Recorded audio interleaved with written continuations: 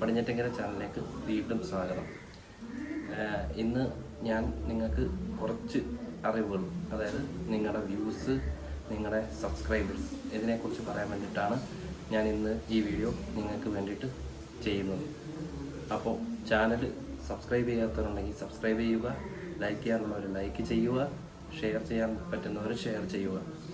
അപ്പം ഞാൻ പറയുന്നതെന്ന് വെച്ച് കഴിഞ്ഞാൽ, നിങ്ങൾക്ക് പല ആൾക്കാർക്കും ഉള്ളൊരു പ്രശ്നമാണ് വ്യൂസ് കുറയുന്നു, സബ്സ്ക്രൈബർ പോകുന്നു.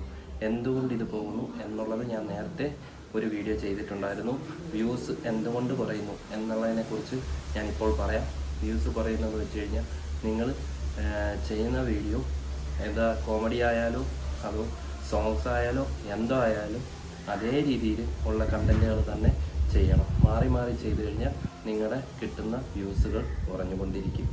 കോമഡി ആണെങ്കിൽ കോമഡി തന്നെ കണ്ടിന്യൂ ചെയ്യുക, അത് സോങ്സ് ആണെങ്കിൽ സോങ്സുകൾ ചെയ്യുക, ആക്ടിവിറ്റീസ് വല്ലതാണെങ്കിൽ ആക്ടിവിറ്റീസ് ചെയ്യുക. അങ്ങനെ എന്തായാലും നിങ്ങൾ സ്ഥിരമായിട്ട് ചെയ്യുന്ന കൺസിസ്റ്റൻ്റായിട്ട് നിങ്ങൾ ചെയ്തില്ലെന്നുണ്ടെങ്കിൽ നിങ്ങളുടെ വ്യൂസ് കുറഞ്ഞുകൊണ്ടേയിരിക്കും. അതുപോലെ തന്നെ ഞാൻ പലവട്ടവും പറഞ്ഞിട്ടുണ്ട്, പലരുടെയും കമൻറ്റ് ബോക്സിൽ ഞാൻ കണ്ടിട്ടുണ്ട്, ഞാൻ വരാം, ഞാൻ കൂട്ടാക്കാം, ഞാൻ നാളെ വരാം, ഞാൻ തിരിച്ചു വരാം, തിരിച്ചു വന്നു, ന്യൂ സബ്സ്ക്രൈബർ, ഇങ്ങനെയുള്ള ഒരു മെസ്സേജുകളും ഇടാൻ പാടില്ല. യൂട്യൂബ് പോളിസി അനുസരിച്ച് അത് വിരുദ്ധമാണ്. അത് നിങ്ങളുടെ ചാനലിലെ സബ്സ്ക്രൈബേഴ്സിനെ ഇല്ലാതാക്കുകയും ചെയ്യും, നിങ്ങളുടെ വ്യൂസുകൾ ഇല്ലാതാവുകയും ചെയ്യും. അപ്പം ഇങ്ങനെയുള്ള കാര്യങ്ങൾ നിങ്ങൾ ശ്രദ്ധിക്കുക, അല്ലെങ്കിൽ നിങ്ങളുടെ യൂട്യൂബ് ചാനൽ ഗ്രോ ആവത്തില്ല.